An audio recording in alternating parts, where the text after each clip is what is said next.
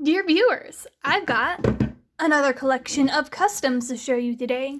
So these are the Dragonfruit dragons, a pun taken to the extreme, and I had a lot of fun with this creative challenge. So the original idea was to take one of every dragon model that wasn't Echo, Spotlight, Blackout, or Breeze, and paint it to look like a different kind of fruit with the regulation of I wasn't going to do like 3 different types of apples. It was just going to be one apple.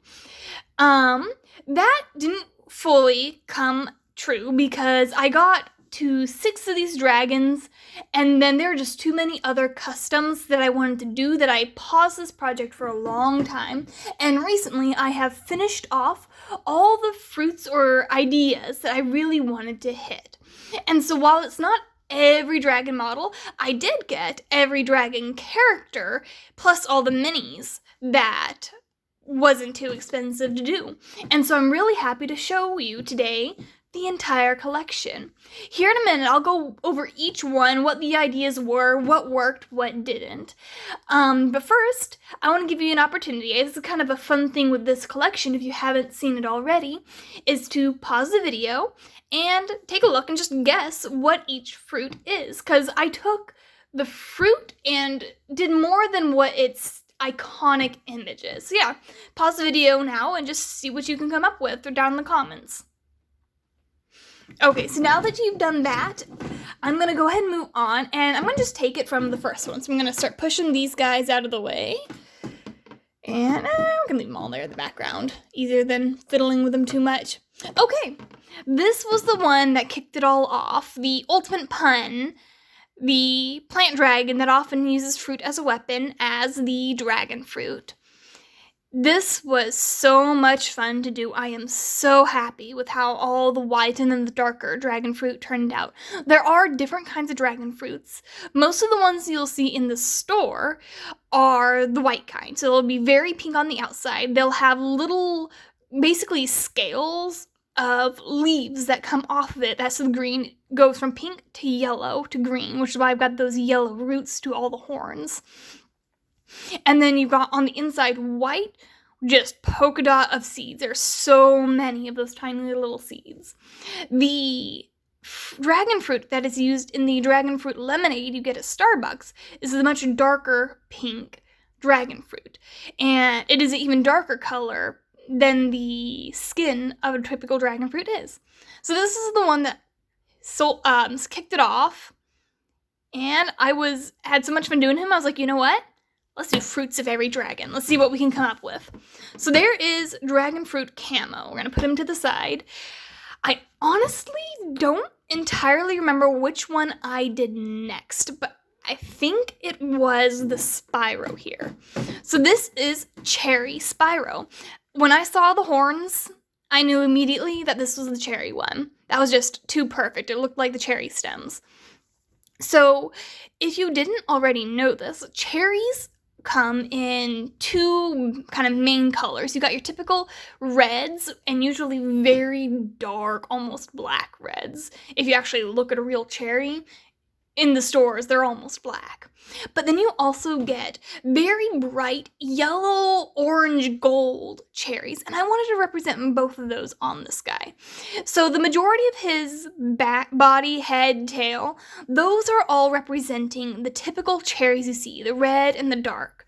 Got that all down here in the tail and the edges of the wings. But then his legs and the inside of his wings are supposed to represent those golden cherries. Now, an issue I had with this guy is I had a red color. It was my only red at the time that was bright red. It was not primary red. So it did not play well when mixing. When mixing with black to get the right color, it turned out more brown here in the fading. And then up here, so the orange down here, because I had an actual orange and yellow, those look great. But then up here, it becomes more peach rather than a orangish red. And that's just mixing the red, the orange, and probably a little bit of white to lighten it up rather than make it so dark.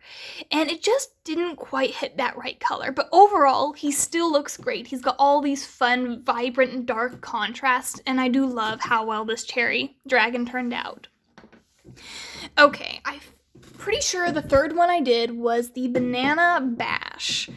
From the get-go, I knew Bash was going to be the banana dragon. It just fit too well. In photos, this didn't turn out well, but the video here seems to actually play well with his color. This is pretty accurate to what he looks like. Very, very light yellow for his horns and his underbelly. The darker rind of the banana skin for majority of his body. At his feet, I did a little bit of green for the green banana, and then all over his face, the spots, because every banana you get has at least one spot on it. So yeah, there's Banana Bash. He was fun to do. Next was, I think, the Coconut Whirlwind. She was a lot of fun because typically with coconuts, you largely associate it with it just being white and brown. But her wings, look at the featheriness to her wings, and that just reminded me of palm fronds. So I had a lot of fun with her tail and her wings, got a bit of green gradient to it. And then having much bolder lines. A lot of the fruit dragons so far have had blending, but here we got lots of bold detail lines with the brown husk of a coconut.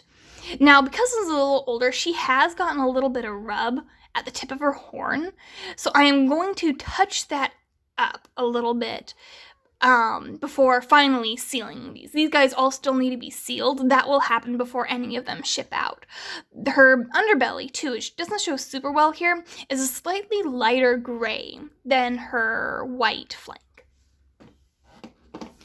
Then we have, I'm pretty sure this is where I did the pineapple flashwing. And here's where I will admit, not my best work by any means. The idea was there, but the execution just didn't turn out the way I was hoping. It just became too cluttered and messy on her face. I was really trying to get the diamond pattern, and I probably needed to just go much slower, finer detail, thinner brush. Let's see if it'll focus on her. There we go. It's such a light yellow that it's glaring. I really did need to go more orange. Like down here on her wrist crystals is a much better color for the outside of a pineapple. And then with the wings, I tried to keep some of the translucency by going over lightly with the yellow. And it does do that. In person, it actually looks okay in that regard, but at the same time, where it keeps that pineapple texture, it also on its own, and if you don't know it's supposed to be pineapple, looks kind of messy and not the prettiest. So this was a swing and a miss for me, but like she's still part of the group, and I'm not gonna pull her out. So yeah, she's just not as good as the rest, but that's just part of custom work. You win some, you lose some. It's all part of the learning curve, and she's part of that legacy. Then we had, so this is the last of the original 6, and Cantaloupe Drobot. Not a whole lot to say, other than I went out and bought a cantaloupe and sliced it open and ate it while painting him, because I wanted an actual reference for that one. And it was a lot of fun to do.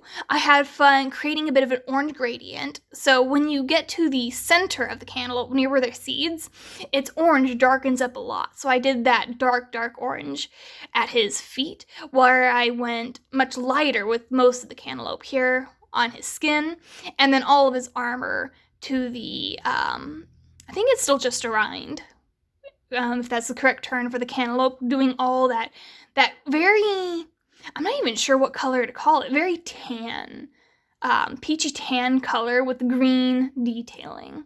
So yeah, he was a lot of fun to do. So that was the original 6. I did them all day after day succession, which is probably part of why I burnt myself out of doing these dragons for a while. But recently, I wanted to pick it back up, and that started with Lychee Blades here.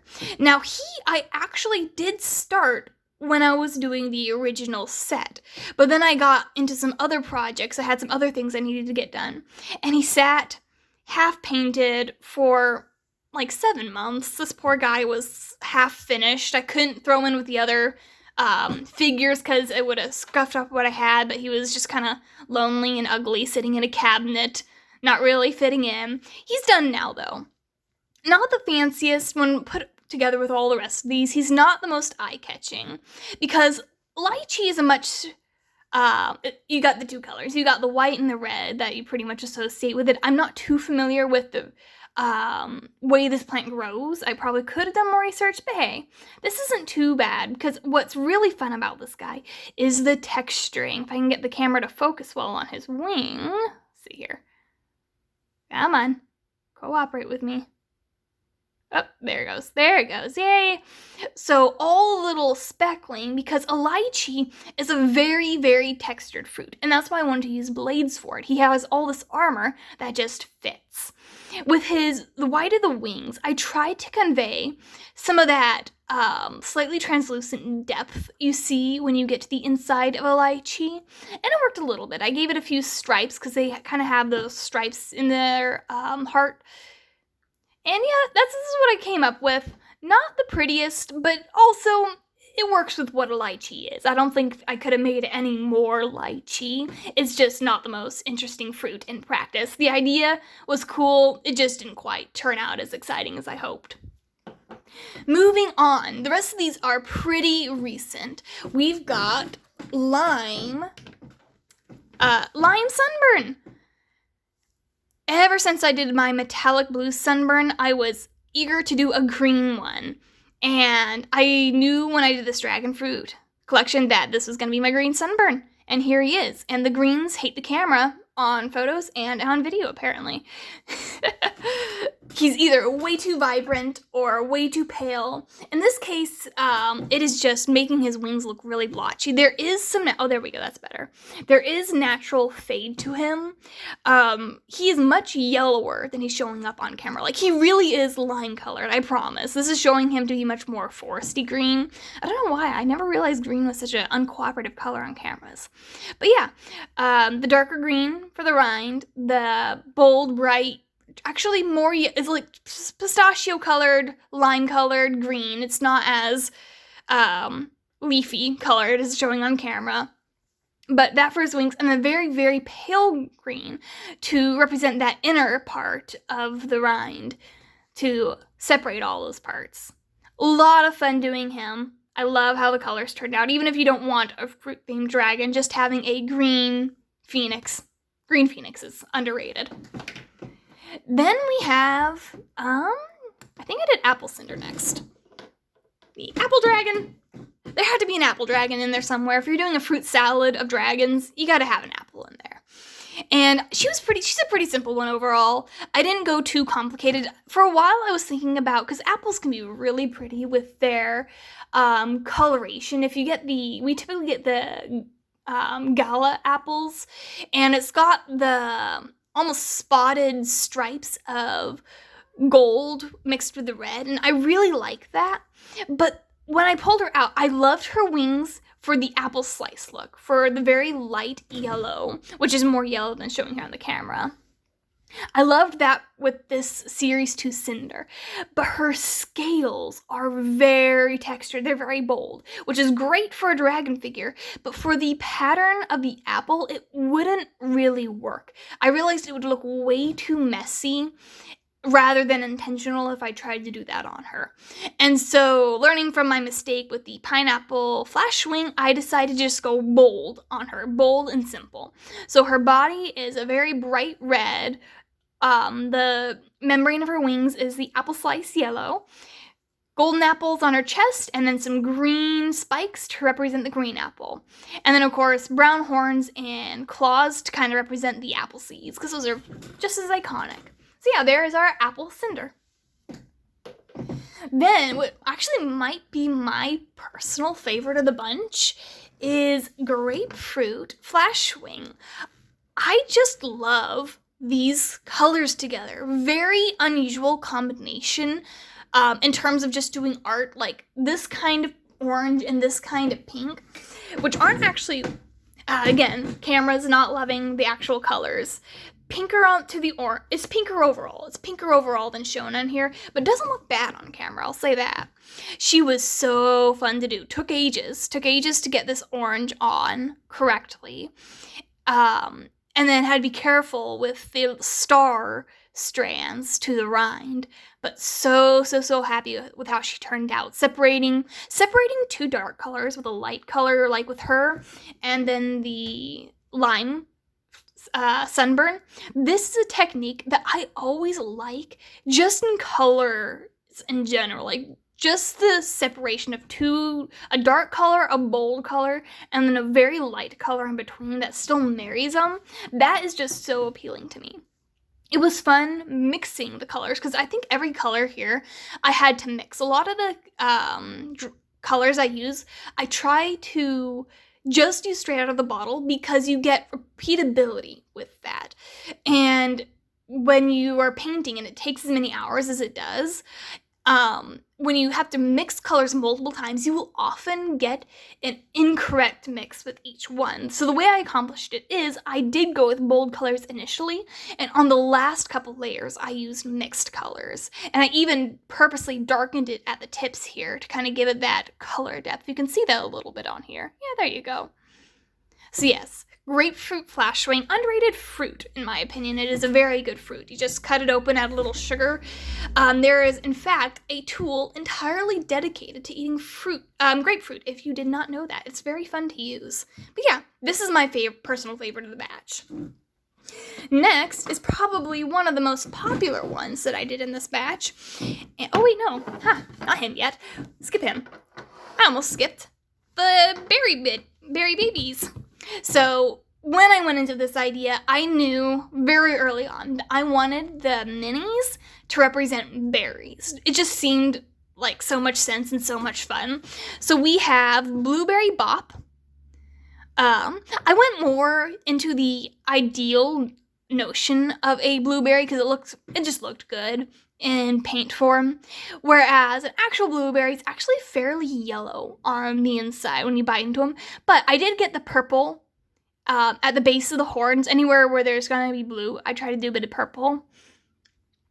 Yeah, very simple. These berry babies are very simple. Cranberry Spry. Did a little bit of color variation, lighter colors, red on the wings and his legs, darker at the head, and then just simple black for his horns and tails, because if you've ever, I honestly don't see cranberries in stores ever, but I have found wild cranberries up here in Alaska, and you see them and they are black. They are so dark red, and you pop them and it's like black blood coming out. Like you can see the red, especially if there's light shining through it, but it's dark. So I just went all the way with black. And then the most detailed of these guys, Strawberry Drobit. Just had so much fun with this, doing the colors. Inside of the strawberry is very white with the little pink stripes. Let's see if the camera will cooperate with us here. Are we? Let's see. Cameras don't like white, if you didn't know that. Ah, well, you can kind of see it in there. Oh, hang on. Shadow. Shadows work. There we go. Got the pinker stripes, because wherever a strawberry seed is, there tends to be a little vein of pink going down if you just slice a strawberry. All the little seeds dotting his body, and then the iconic strawberry leaves. The shape of his horn and wing, they just fit strawberry leaves. So there we go. Okay, now for the popular one of this batch, and that is Plum Zap. So going into this, Zap was always going to be either some sort of nectarine, plum, or mango. I knew I wanted to have that color gradient to him. And as I got further into this project, I knew I wanted to do the dark reds with the very bright orange, and I needed to pin down which fruit that was. For a while, I actually thought it was going to be the nectarine, but then I was looking at the store, and nectarines really look like peaches, just smaller. So I started doing my research properly and realized that plums are extremely varied for being a fruit largely associated with the color purple. And I tried to get that all within him. So we've got the more iconic, this is actually a paint literally titled Plum Purple. It's not really all that plum colored, it's very not. But I went ahead and used it for the fun. Very red plums. The inside of most plums is actually this very bright yellow. And then whenever you slice them, the skin bleeds into it very harshly, same way a blueberry does. And so I purposely did that kind of messy bleeding into the bright yellow orange of the fins, made his mouth nice and bright. I actually love how the mouth turns out. And then with his head, so we got, this is typically up here, that dark red is very typical of a plum. And then the purple. So the way the purple works on the plum is really like, it's kind of very surface level. If you were to rub a plum, it turns much more black. So I actually painted his body almost entirely black, painted the red over in many layers, took several layers to get the red brighter where I needed it, while still faded where I needed to blend. And then I lightly brushed, dry brushed is what you call it, the purple on top. So it is very surface layer, and that adds that actual texture to what a plum looks like when it is purple. So yeah, he is a very colorful dragon for a fruit that was truly the purple fruit. So there is Plum Zap. And then finally, to cap it all off, this was always the plan from the get-go, starting with the Dragonfruit camo and ending with the watermelon camo, because if you play camo, you know he uses watermelons. He was a lot of fun to do. It was actually a little tricky in the sense because he's an already green dragon, making sure I covered all the spots with the correct green. So I started with this much lighter green as the base because it contrasted well enough for me to see that I was actually covering it. And then the very bright red pink, mostly red, for all the watermelon slices and all the little black speckles for the seeds. Straightforward concept, not a straightforward execution. He took a long while. Got the lighter, it looks a bit more pink on camera. It's more green in person for the watermelon rind, that inner layer you always never want to eat. There is watermelon camo. So that is the entirety of the Dragonfruit Dragon collection. If you sat through my ranting this whole time, thank you so much. All of these dragons are in fact for sale in my shop. As of recording this, half of them have sold. So they are not all available anymore. But if you are watching this video and you would like to have one of these dragons for yourself, go ahead and go to my shop. I'll put a link down in my description and you can see what is left for you to look through. There's a lot of good ones left here. I can go ahead and show who's left as of recording. We still have the camo Scott bought already. That didn't last very long. Let's see here. We still got a good variety. Yeah. Because we should have 8. There we go. All of those, not him. All of those dragons are still available to purchase. So yeah, first come, first serve. Good luck hunting, and until next time.